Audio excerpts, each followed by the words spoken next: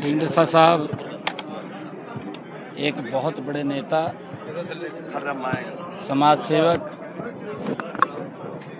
और जिन्होंने छोटे इलेक्शन से लेकर के पार्लियामेंट राज्यसभा के जो माननीय सदस्य रहे हैं, पार्टी के विभिन्न पदों पर जिन्होंने काम किया है, मेरे काफ़ी लंबे समय से ढींढसा साहब से ताल्लुक़ रहे हैं। मुझे बेटा जब चुनाव लड़ रहा था, उस चुनाव में भी आने का मुझे अवसर मिला था, और मैं जब लोकसभा में था तो ढींढसा साहब जब इकट्ठे कई बार शताब्दी से भी आना हुआ है।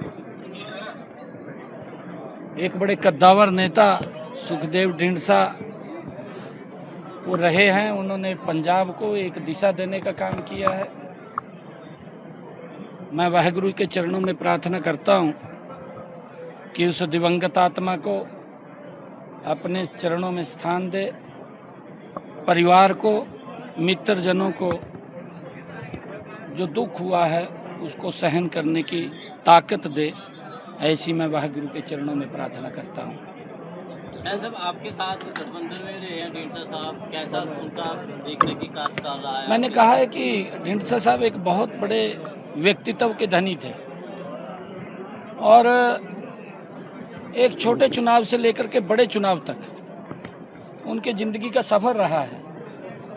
पार्टी के विभिन्न पदों को उन्होंने संभाला है, विधायक भी रहे हैं, लोकसभा के सदस्य भी रहे हैं, राज्यसभा के सदस्य भी रहे हैं, पंजाब में मंत्री के रूप में भी उन्होंने काम किया है, पार्टी में विभिन्न पदों के ऊपर उन्होंने काम किया है। और ढींढसा साहब का एक जीवन है जो हम सब के लिए प्रेरणा का जीवन है। देखिए, क्योंकि यहाँ पंजाब में जो सरकार चल रही है वो झूठ के दम के ऊपर सरकार बनी थी और झूठ लगातार परोसने का काम कर रही है। दिल्ली के अंदर उनका पर्दाफाश हो गया है, क्योंकि झूठ लंबे समय तक नहीं चलता। पंजाब के लोग समझ चुके हैं, पंजाब में अब इनका कोई जनाधार नहीं रहा। उपचुनाव में ही पंजाब के लोग इस बात को वो बता दें का काम करेंगे कि इस सरकार के प्रति पंजाब के लोगों का मोह भंग हो चुका है, क्योंकि हर क्षेत्र के अंदर अगर आप लोग देखेंगे लोग तंग हैं। जो वायदे इन्होंने किए थे उन वायदों के ऊपर ये पूरा नहीं उतरे, ये तो कहीं और लग गए। ध्यान लोगों की सुविधाओं की तरफ नहीं रहा, इन लोगों का ध्यान अपनी सुविधाओं की तरफ चला गया।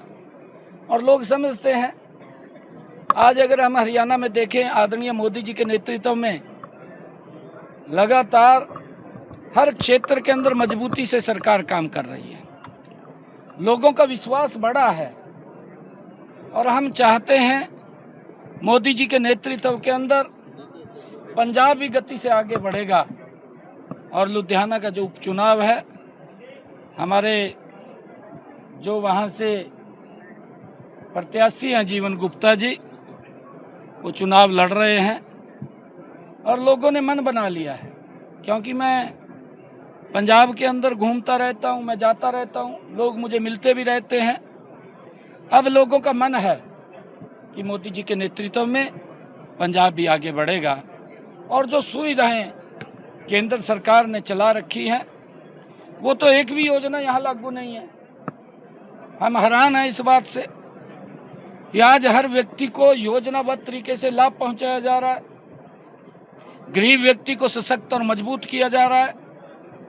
आयुष्मान कार्ड 5 लाख रुपए का लाभ, और जो हमारे बुजुर्ग हैं, 70 साल से ऊपर के बुजुर्ग हैं, वो कोई भी है, माता है, बुजुर्ग है, उन सब को आयुष्मान से जोड़ करके अगर कोई दिक्कत बीमारी उनको हो जाती है, परिवार को उनके इलाज की चिंता नहीं है।